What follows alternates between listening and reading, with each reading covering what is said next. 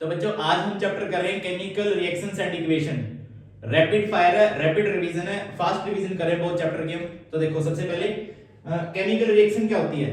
Chemical reaction, इसमें new substance बनते हैं। अब जब न्यू सब्सटेंस बनते हैं तो क्या क्या उसमें चेंजेस आता है। सबसे फर्स्ट है change in state. State change हो रही है। स्टेट इन चेंज का मतलब जैसे कार्बन प्लस ऑक्सीजन मिल रहे हैं तो क्या बन रहा है, CO2 बन रहा है। ये वाला सॉलिड है, ये गैस है तो ये भी गैस हुआ।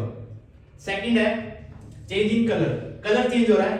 जैसे कलर चेंज कैसे हो रहा है, जैसे मैं बोलूं अपने पास है Fe+CuSO4, ये क्या बन रहा है। अब इसका कलर तो है ब्लू, तो जब रिएक्शन होगी तो बनेगा अपना FeSO4+Cu, इसका कलर आएगा ग्रीन।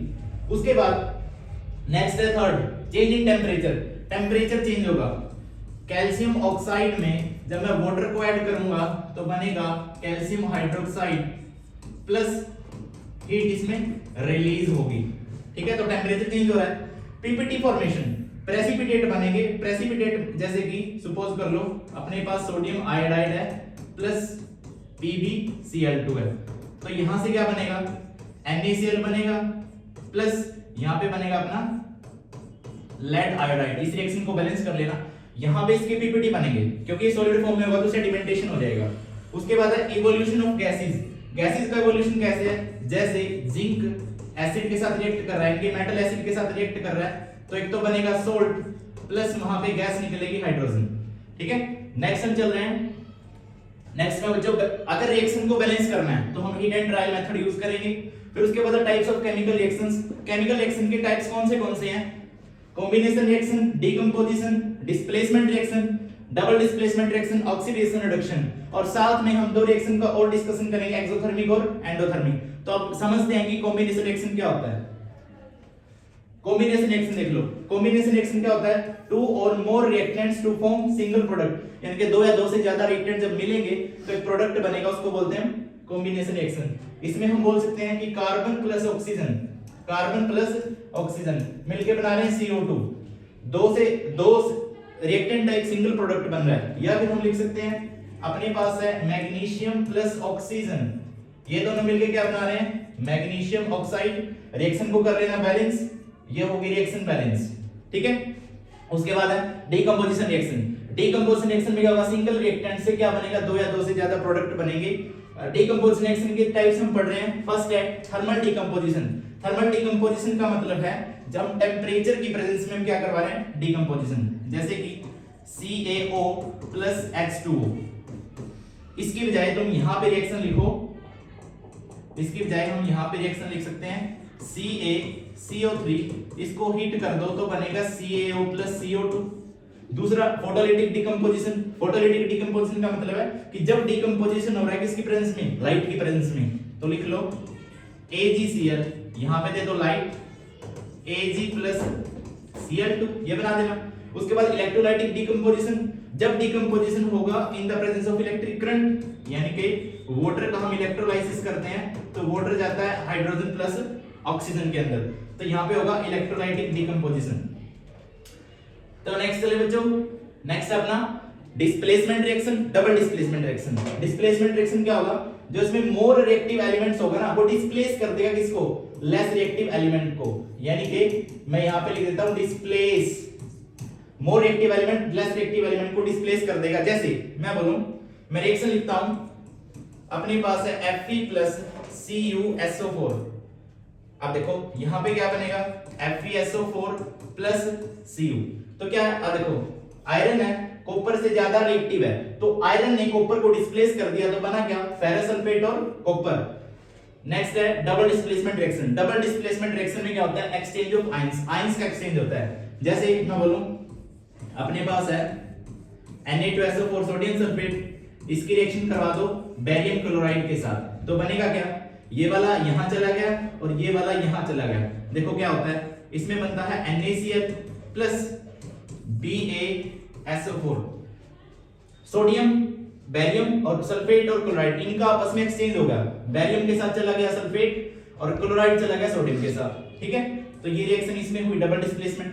तो नेक्स्ट चल रहे हैं बच्चों, नेक्स्ट है ऑक्सीडेशन और रिडक्शन।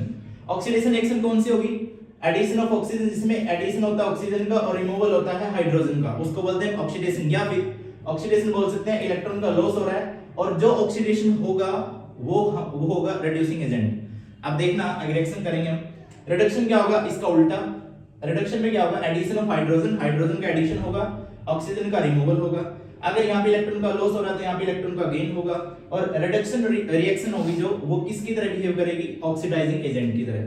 जब दोनों रिएक्शन इकट्ठी हो रही है, साइमल्टेनियसली हो रही है, उसको बोलते हैं रेडॉक्स रिएक्शन। तो इसका एक एग्जांपल समझ रहे हैं, जैसे मैं बोलूं मेरे पास कॉपर और वाटर है, कॉपर रिएक्ट कर रहा है वाटर के साथ, तो क्या बन रहा है, CuO+ हाइड्रोजन गैस यहां से निकल रही है।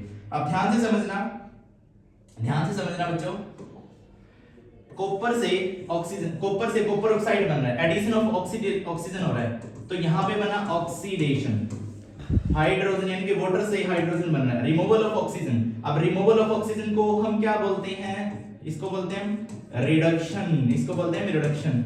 मैंने बोला जो ऑक्सीडेशन करवाएगा वो रिड्यूसिंग एजेंट होगा, ऑक्सीडेशन ये वाला रिड्यूसिंग एजेंट और ये वाला रिडक्शन वाला ऑक्सीडाइजिंग एजेंट होगा, ठीक है। नेक्स्ट चलते हैं हम। अब देखो जब रिडक्शन और ऑक्सीडेशन साइमल्टेनियसली इकट्ठे हो रहे हैं उसको बोलते हैं रिडॉक्स रिएक्शन, इसलिए मैंने कुछ इस टाइप से बनाया। उसके बाद दो टाइप की रिएक्शन और है, एक्सोथर्मिक और एंडोथर्मिक।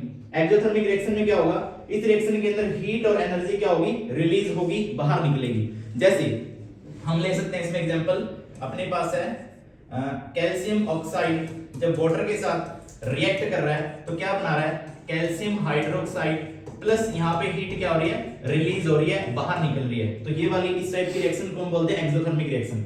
उसके बाद है एंडोथर्मिक रिएक्शन। एंडोथर्मिक में जो हीट और एनर्जी है वो क्या होगी, एब्जॉर्ब होगी। इसमें हम बोल सकते हैं कि नाइट्रोजन जब हाइड्रोजन के साथ रिएक्ट करेगा तो वो बनाएगा अमोनिया। रिएक्शन को बैलेंस कर लेना, और अमोनिया जिस प्रोसेस के थ्रू बनाते हैं उसको हम बोलते हैं हेबर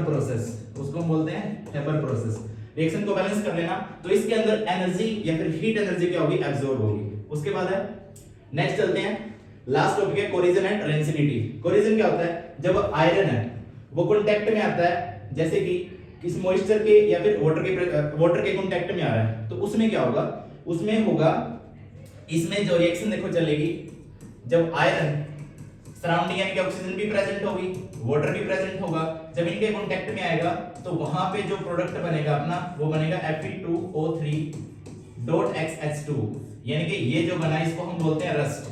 तो वहां पे रस्टिंग ऑफ आयरन की फॉर्मेशन हो जाएगी, आयरन को जंग लग जाएगा, ठीक है। उसके प्रिवेंटिव मेथड क्या, उसको कैसे बचा सकते हैं, प्रिवेंटिव या तो हम पेंटिंग करें या फिर गैल्वेनाइजेशन। गैल्वेनाइजेशन में क्या होता है, जिंक की लेयर हम उस पे क्या कर लेते हैं, ओवरलैप कर देते हैं, चढ़ा देते हैं। उसके बाद ग्रीसिंग का भी यूज करते हैं टू प्रिवेंट कोरिजन। उसके बाद है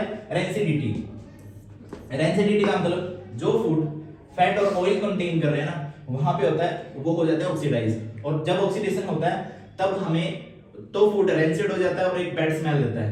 तो ऑक्सीडेशन से बचाने के लिए हम उसमें क्या करते हैं, कुछ एंटीऑक्सीडेंट मिलाते हैं, या फिर चिप्स के पैकेट देखे होंगे, चिप्स के पैकेट के अंदर हम नाइट्रोजन ऐड करते हैं, उसको क्या करने के लिए, ऑक्सीडेशन से बचाने के लिए।